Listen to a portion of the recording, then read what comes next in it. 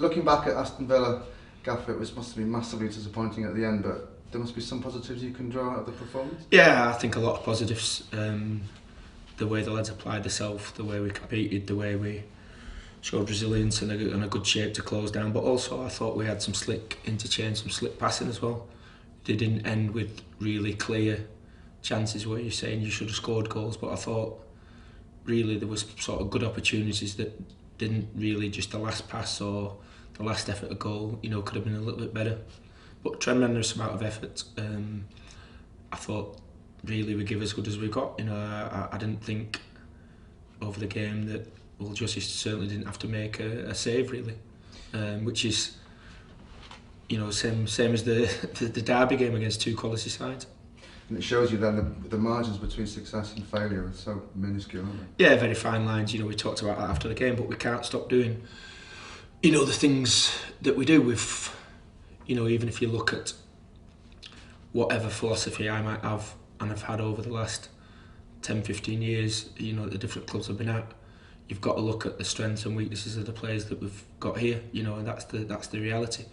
I think we're setting up the players to the players' strengths really, and by doing that it enables us that we've been in certainly all 4 games of a chance of winning the 4 games, in spite of not scoring many goals. We've obviously not conceded very many, and if looking at the league, you've got to do that. You've got to be in every game. It's no use being really open, flamboyant football if we're going to get cut up and we're never in games or we're out of games.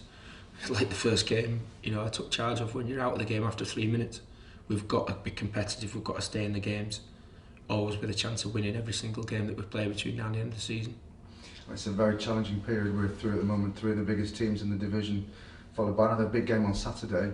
Is it possible to focus on one game at a time, or do you have to kind of take all that into consideration in terms of how you prepare and recover and whatever? You obviously have to do that in the recovery and preparing. The lads who didn't play against Villa had a tough day yesterday, so that keeps everybody similar in the week, that we can do similar things with all the players today, and then tomorrow preparing for Wednesday, and then it's just keeping the others topped up, for players who get an opportunity either Wednesday or Saturday, that they're as near as they can be, to being the best physically. You've got a massive challenge on Wednesday. Apart from the obvious of having a team full of quality players, what challenges does Newcastle bring to us? Well, I'm just approaching that. Obviously, they are big sides, but every game's a tough game. Every game, if you just approach it, that teams have got the strengths and weaknesses, and we set out to stop the opposition giving us problems, with the things that they do well, and look at how we're going to hurt the opposition with the things that we want to do and try and do to score goals. And when you've got a player like Dwight Gale who's scored so many goals, is that someone that you have to take special attention for, or is it just a question of... Well, you do. You know that his pace. He wants to get in behind you. You know all about him. It's no different than they say the problems that Aston Villa posed, or the problems that Derby County have got. Huddersfield the same. You look round the teams that you play; they've all got sort of artillery that they can come and hurt you with, and we've dealt with it well so far. Obviously, being at home, we need to win. As we look to win every game, but you've got to be careful against these teams that, open yourself up too much, that they cut through you, because they've shown time and time again they're capable of doing it in this league. What can you tell us team news-wise, Warren, in terms of Reece or Nathan? Reece will definitely be out. Nathan's trained again a little bit yesterday, so he's a bit further, to recovering, so it's kind of one in, one out.